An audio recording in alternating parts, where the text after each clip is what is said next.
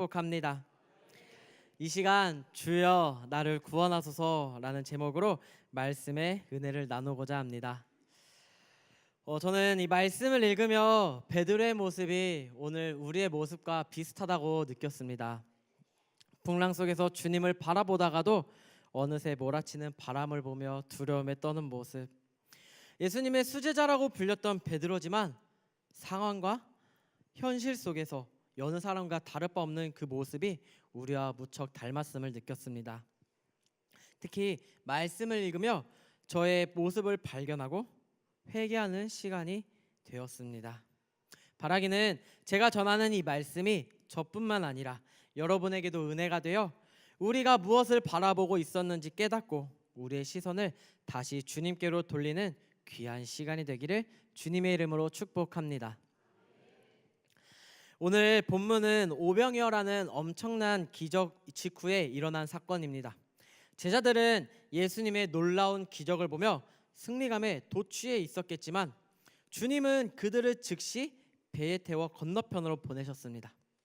하지만 제자들은 그곳에서 승리의 도취감을 계속 유지할 수 없이 바로 고난이라는 풍랑을 만나게 되었습니다. 우리의 인생도 이와 같습니다.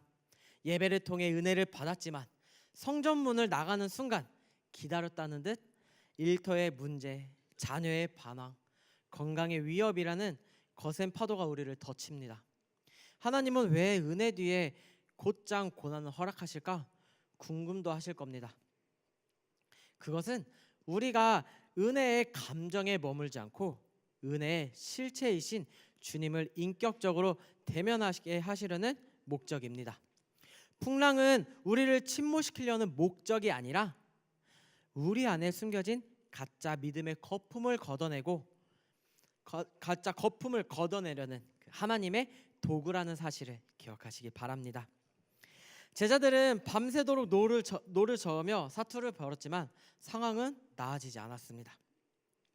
이때 주님께서 바다 위를 걸어오시며 이렇게 말씀하십니다. 안심하라, 나니 두려워 말라. 우리의 신앙이 테스트받는 지점은 바로 여기입니다. 단순히 고난이 있느냐 없느냐가 아니라 그 고난의 현장에 찾아오신 주님을 제대로 알아보고 반응하느냐의 문제입니다. 이때 많은 제자 중 유일하게 주님께 고백한 한 사람이 있습니다. 바로 베드로입니다. 28절의 말씀입니다. 베드로가 대답하여 이르되 주여 만일 주님이시거든 나를 명하사 물 위로 오라 하소서 하니. 베드로는 주님을 확인하자마자 놀라운 고백을 합니다. 주님이시면 나더러 물 위로 걸어서 주님께로 오라고 명령하십시오. 이 고백은 대단한 믿음의 고백입니다. 실제로 베드로는 배에서 내려 물 위를 걷기 시작했습니다. 베드로가 물 위를 걸을 수 있었던 비결은 단 하나, 풍랑보다 크신 주님께 시선을 고정했기 때문입니다. 그러나 성경은 이야기합니다. 베드로가 바람을 보고 무서워 빠져가는지라. 여기서 우리는 중요한 영적 원리를 발견합니다.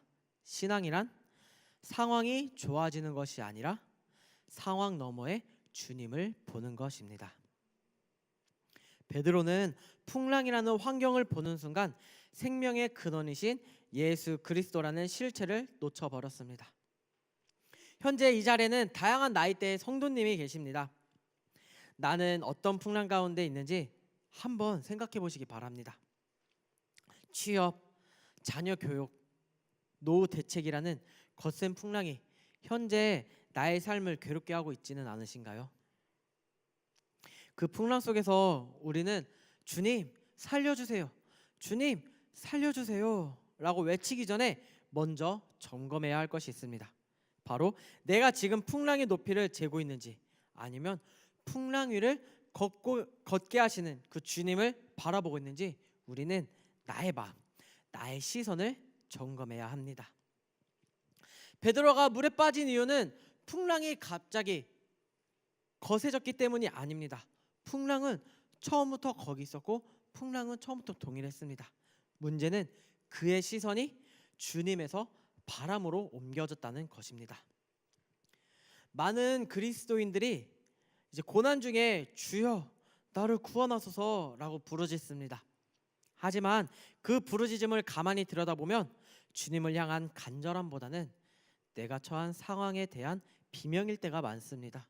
즉 주님을 바라보기 때문에 외치는 것이 아니라 내 눈앞에 있는 파도가 너무 커서 무서워 지르는 소리를 하는 것입니다. 이것은 엄밀히 말해 신앙적 고백이라기보다 본능적 비명에 가깝습니다. 세상을 바라보며 지르는 구원의 요청은 상황이 조금만 호전되며 금세 잊히고 맙니다. 왜냐하면 주님이 목적이 아니라 상황의 해결이 목적이기 때문입니다. 현재 베드로의 모습은 민수기 13장의 12 정탐꾼과 극명하게 대비됩니다. 가나안 땅을 정탐하고 돌아온 10명의 정탐꾼은 그 땅에 거대한 아낙 자손이라는 풍랑을 보았습니다. 그들은 자신들을 메뚜기와 같다고 표현하며 절망했습니다. 환경을 바라보는 순간 애굽에서 인도하신 하나님, 홍해를 갈라 애굽의 병거들을 물리치신 하나님, 광야에서 불기둥과 구름기둥으로 인도하신 하나님, 만나와 메추라기로 먹이신 하나님, 그들을 인도하시고 지키신다는 약속의 하나님은 사라지고 그들의 마음에는 어느샌가 두려움이 자리를 지배한 것입니다. 반면 여호수아와 갈렙은 똑같이 아낙 자손을 보았음에도 불구하고 그들은 우리의 먹이라 라고 선포했습니다. 그들의 차이는 시력의 차이가 아니었습니다. 바로 시선의 차이였습니다. 세상을 향한 시선은 우리를 절망의 수렁으로 빠뜨리지만 하나님께 고정된 시선은 환경을 굴복시키십니다. 사랑하는 성도 여러분, 여러분은 지금 무엇을 보고 계십니까? 나를 집어삼키는 상황이란 파도입니까? 아니면 그 파도를 밟고서 계신 예수님입니까? 바라기는 풍랑이 아닌 주님께로 시선을 고정하는 여러분이 되기를 주님의 이름으로 축복합니다. 베드로가 물속으로 빠져들어갈 때 외친 주여 나를 구원하소서라는 부르짖음은 단순한 SOS 신호가 아니었습니다. 그것은 자기의 의가 완전히 붕괴되었음을 의미합니다. 베드로는 수십 년 동안 이제 낚시질하는 베테랑 어부였습니다. 갈릴리 바다라면 누구보다 잘 아는 전문가였지만 그 전문 지식도 그간의 경험도 요동치는 파도 앞에서는 아무런 소용이 없었습니다. 우리는 흔히 베드로가 물에 빠진 상황을 위기라고 부릅니다. 하지만 신앙의 관점에서 진짜 위기는 베드로의 몸이 물에 잠긴 것이 아닌 그의 시선이 주님으로부터 파도로 옮겨졌다는 것입니다. 주님과 시선이 마주치고 있을 때는 파도가 아무리 높아도 그것은 길이 되었지만 시선이 옮겨지는 순간 그 파도는 무덤이 되었습니다. 주님은 베드로를 건져내시며 믿음이 작은 자여 왜 의심하였느냐라고 책망하셨습니다. 여기서 의심에 해당하는 헬라어 디스타조는 두 마음을 품다 혹은 머뭇거리다라는 뜻을 가집니다. 즉 주님께 집중하지 못하고 세상과 주님 사이에서 시선이 분산된 상태를 뜻합니다. 이 지점에서 우리는 구약의 요나를 떠올려 볼 수 있습니다. 하나님께서는 아수르를 구원하기 위해 요나를 아수르의 수도인 니느웨로 보내셨습니다. 요나 1장 2절의 말씀입니다. 너는 일어나 저 큰 성읍 니느웨로 가서 그것을 향하여 외치라. 그 악독이 내 앞에 상달되었음이니라 하시니라. 그러나 요나는 니느웨가 아닌 정반대 방향인 다시스로 갔습니다. 요나의 불순종은 단순한 두려움 때문이 아니었습니다. 바로 자신의 애국심과 가치관이 하나님의 자비보다 앞섰기 때문이었습니다. 왜냐하면 아수르는 오랫동안 이스라엘 백성을 괴롭혔고 북이스라엘을 멸망시켰던 나라이기 때문입니다. 또한 니느웨 사람들은 잔인했습니다. 그들은 약소 민족들을 점령하여 무자비하게 죽였고 자기 민족끼리도 피 흘림이 넘쳐났다고 성경은 기록하고 있습니다. 하나님은 이러한 민족에게 회개의 기회를 주기 위해 요나를 택하셨고 하나님의 말씀을 전하도록 명령하셨습니다. 그러나 요나는 하나님의 말씀에 순종하지 않고 오히려 하나님의 낯을 피하여 다시스로 도망갔습니다. 그런 요나는 어떻게 되었습니까? 풍랑을 만났고 물속에 던져져 물고기 뱃속이라는 인생 최악의 10년에 갇혔습니다. 요나서 2장에서 그는 내가 주의 목전에서 쫓겨났을지라도 다시 주의 성전을 바라보겠다라고 고백합니다. 요나가 구원을 외친 곳은 평온한 육지가 아니라 숨이 막히고 소망이 끊어진 물고기 뱃속이었습니다. 그의 구원 요청은 철저히 자신의 불순종으로 인한 고통의 밑바닥에서 나온 비명이었습니다. 구원이란 히어로 영화처럼 멋지게 등장하는 구조대를 기다리는 것이 아닙니다. 신학적 의미에서 구원은 전적인 타락을 인정한 인간이 하나님의 전적인 은혜를 향해 손을 뻗는 것을 이야기합니다. 즉 내가 할 수 있다는 교만을 내려놓고 주님이 아니면 나는 한순간도 숨 쉴 수 없는 존재이다. 이것을 고백하는 그 지점이 바로 구원이 시작되는 지점이라는 겁니다.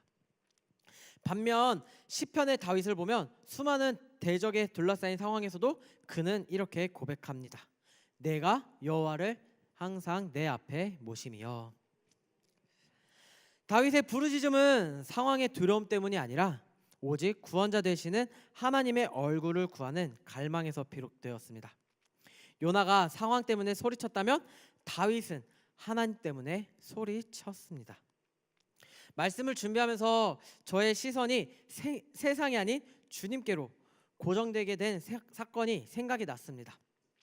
8년 전쯤 이제 신학교를 다니면서 교회에서 간사로 사역했을 때 일이었습니다. 이제 청소년부 여름 수련회 이튿날 저녁 집회 시간이었습니다. 다들 아시다시피 둘째 날 이제 저녁 집회 때는 그 어느 때보다 뜨겁게 기도하고 어느 때보다 하나님을 찬양하고 정말로 수련회의 하이라이트라고 할 수 있을 정도로 간절히 하나님께 기도하는 시간이었습니다. 저도 그때 당시 뜨겁게 기도했습니다. 하나님, 저 좀 살려주세요. 하나님, 저 좀 살려주세요. 왜 이런 기도를 하게 되었냐면은 그때 간사로 사역했을 때 참 많이 힘들었기 때문입니다. 내가 지금 이 자리에서 뭐 하고 있지? 내가 왜 이러고 있지? 내가 정말로 하나님 일을 하기 위해 이 자리에 있는 게 맞나? 고민도 하고 생각도 하는 그 시점이었습니다. 그러면서 기도를 하는데 살려주세요, 살려주세요, 살려주세요. 이 기도가 갑자기 어느샌가 변질돼요. 주님, 나를 떠나주세요. 주님, 나 너무 힘들어요. 주님, 저 사역 못하겠어요. 저 그만하고 싶어요. 진짜 다른 친구들 편하게 교회 다니는데 저도 그냥 편하게 교회 다니고 싶어요. 주님, 제발 저 좀 떠나주세요. 라고 기도를 하게 됐어요. 평소에 주님은 제 기도를 안 들어주시더니 이런 불평불만 기도는 잘 들어주셨나 봅니다. 하나님은 저에게 너는 나 없으면 안 돼라는 사실을 그 자리에서 경험하게 해주셨습니다. 제가 그 기도가 끝나자마자 정말로 제 몸이 사시나무 떨리듯 떨렸고 한여름에도 불구하고 너무 추워가지고 온몸을 바들바들 떨었습니다. 그리고 무언가 나를 덮고 있는 게 벗겨지는 느낌을 경험하는 시간이 되었습니다. 그래서 바로 회개기도했습니다. 하나님, 저는 하나님 없으면 안 됩니다. 하나님, 제발 저를 떠나가지 말아주세요. 진짜 울며 불며 하나님께 기도했습니다. 그 후로는 이제 어떠한 상황, 어떠한 어려움이 와도 하나님, 저는 하나님 없이 안 됩니다. 하나님이 나와 함께 하시기에 나는 불가능이 가능하게 되고 나는 두려움 없이 주님께 나아갈 수 있게 되었습니다. 저 괜찮죠? 잘하고 있죠? 왜냐하면은 제가 갑자기 생각났습니다. 전혀 당황하지 않았지만 제가 생각해 보니까 저희가 성경 말씀을 안 읽었기 때문입니다. 봉독을 안 했더라고요. 근데 몰랐죠. 네, 감사합니다. 이렇게 저는 당황하지 않고 어떠한 상황에서도 주님을 바라보며 말씀을 전할 수 있게 되었습니다. 사랑하는 성도 여러분, 우리는 주님 없이 살 수 없습니다. 주님은 때때로 우리가 의지하던 그 뗏목을 치우시고 우리를 깊은 물속으로 밀어 넣으실 때가 있습니다. 이는 우리를 죽이려 하심이 아니라 오직 주님의 손을 잡지 않고서는 살 수 없는 존재임을 깨닫게 하시려는 하나님의 전적인 은혜입니다. 우리가 진정으로 구원을 외쳐야 할 때는 사업이 망했을 때도 몸이 아플 때도 상황이 어려울 때가 아니라 주님을 향한 내 시선이 흔들리고 있을 때, 그때가 깨달았을 때, 그 찰나가 바로 우리는 진정으로 구원을 외쳐야 할 때입니다. 이 사실을 기억하며 우리의 시선을 세상이 아닌 주님께로 돌리며 주님께 구원을 외치는 삶을 살아가기를 주님의 이름으로 축복합니다. 오늘 설교의 핵심은 여기에 있습니다. 베드로가 이렇게 고백합니다. 주여 나를 구원하소서. 그때 예수님은 즉각 반응하셨습니다. 예수께서 즉시 손을 내밀어 그를 붙잡으시며, 주님은 베드로가 완벽하게 헤엄쳐 나오기를 기다리지 않으셨습니다. 시선이 흔들려 물에 빠졌을지언정 다시 주님을 향해 입을 열었을 때 주님은 지체하지 않으셨습니다. 이 즉시라는 단어에 담긴 하나님의 긍휼을 기억하시기 바랍니다. 우리가 세상을 살다가 실패하더라도 그 즉시 다시 주님의 이름을 부르고 시선을 고정하려 애쓸 때 주님은 강력한 손을 즉시 우리에게 내밀으시고 우리를 붙잡아 주시고 우리를 상황 속에서 건져내십니다. 예수님께서 베드로의 손을 잡고 배에 함께 올랐을 때 놀라운 변화가 일어났습니다. 바로 바람이 그친 겁니다. 베드로를 겁먹게 했던, 베드로를 두렵게 했던, 베드로를 바다에 빠지게 했던 그 바람이 즉시 멈추게 되었습니다. 많은 성도가 환경이 먼저 변화되기를 기도합니다. 주님, 이 문제만 해결되면은 주님을 더 잘 섬기겠습니다. 교회 봉사 열심히 하겠습니다. 주님, 이 문제만 해결되면은 제가 11조 생활, 헌금 생활 더 열심히 하겠습니다. 주님, 제가 이 문제만 해결된다면 주일 성소 잘 지키겠습니다. 라고 많이들 고백합니다. 그러나 진정한 구원의 순서는 주님이 내 인생의 배에 먼저 타시는 것입니다. 주님과 함께라면 여전히 풍랑이 일어도 우리는 안전합니다. 베드로가 경험한 구원은 물 밖으로 나온 것 자체가 아니라 나를 붙들고 계신 주님의 손길을 느끼며 다시 풍랑 위를 걸어 배로 들어가는 과정이었습니다. 이것이 바로 우리가 세상 속에서 살아가야 될 성화의 과정입니다. 다윗은 시편 23편에서 이렇게 고백합니다. 우리 함께 말씀 읽도록 하겠습니다. 내가 사망의 음침한 골짜기로 다닐지라도 해를 두려워하지 않을 것은 주께서 나와 함께 하심이라. 아멘. 다윗이 겪고 있는 사망의 음침한 골짜기는 언제 죽을지 모르는 생명의 위협, 배신, 쫓김과 같은 인생에서 가장 어둡고 절망적인 순간을 의미합니다. 다윗의 상황에 골짜기는 사라지지 않았습니다. 사망의 그림자는 거치지 않았습니다. 하지만 다윗은 이렇게 고백합니다. 주께서 나와 항상 함께 계시기 때문에. 이 고백으로 인해 그에게 사망의 골짜기는 더 이상 두려움의 장소가 되지 않았습니다. 오늘날 우리는 모두 각기 다른 모양의 사망의 골짜기를 지납니다.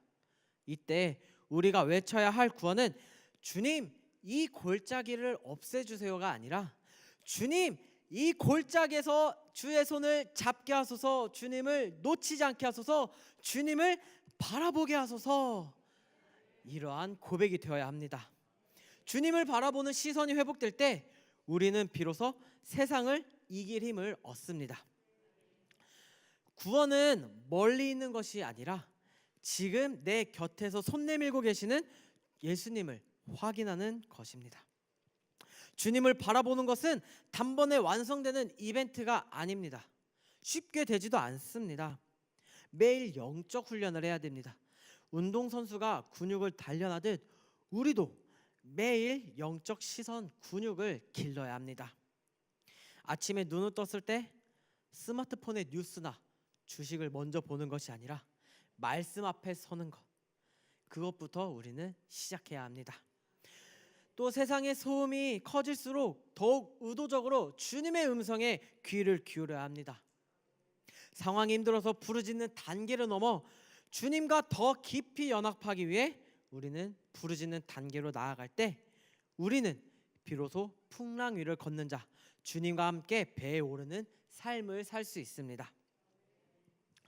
일반적으로 어린아이가 아빠의 손을 잡고 험한 길을 갈 때 아이는 자기 힘으로 아빠 손을 꽉 잡으려고 했습니다. 하지만 아이가 힘이 빠져 손을 놓치려 할 때 정작 아이를 살리는 것은 아이의 쥐는 힘이 아니라 그 아이의 손을 잡고 있는 아빠의 크고 강한 손입니다. 베드로가 물에 빠져가며 주여 나를 구원하소서라고 외쳤을 때 주님은 베드로에게 내가 나를 더 세게 붙잡지 않았느냐라고 묻지 않으셨습니다. 대신 즉시 손을 내밀어 그를 붙잡아 주셨고 그와 함께 배에 오르셨습니다. 구원의 완성은 내가 주님을 얼마나 세게 붙잡느냐에 달려있지 않습니다. 주님이 나를 붙들고 계신다는 사실을 인정하고 그 손에 내 몸에 맡기는 것이 바로 구원의 시작, 구원의 완성입니다. 내 인생의 배에 오르신 주님이 나를 붙들고 계시기에 우리는 그 구원에 한 걸음 다가갈 수 있고 결론적으로는 우리는 다시 그 상황이라는 풍랑 앞에서 다시 일어설 수 있게 됩니다. 사랑하는 성도 여러분, 오늘 우리는 물 위를 걷다가 파도를 보고 빠져들어갔던 베드로의 모습을 보았습니다. 하지만 여기에 멈추지 않고 동시에 그를 즉시 건져내어 다시 배에 오르시는 주님의 강력한 손길도 보았습니다. 우리 인생의 풍랑은 결코 우연이 아닙니다. 그 풍랑은 우리가 바라보던 가짜 의지처들을 흔들어 깨고 오직 주님만이 나의 유일한 구원자이심을 보게 하려는 하나님의 초대장입니다. 이제 우리는 그 초대장에 응답해야 됩니다. 결단해야 합니다. 세상 사람들과 똑같은 풍랑의 높이를 재며 두려워하는 삶을 사시겠습니까? 아니면 풍랑 위를 걸어오시는 주님을 보며 주여 나를 구원하소서라고 외치며 주님의 손을 잡으시겠습니까? 구원은 상황의 변화가 아니라 시선의 변화에서 시작됩니다. 주님께 시선을 고정하는 순간 풍랑은 우리를 삼키는 위협이 아니라 주님께로 나아가는 길이 될 겁니다. 바라기는 이 사실을 기억하며 우리를 무섭게 덮치는 풍랑이 아닌 어떠한 상황에서도 우리를 지키시고 우리를 인도하시는 주님을 바라보며 그분과 날마다 동행하며 결국엔 구원의 길에 이르는 여러분이 되기를 주님의 이름으로 축원합니다.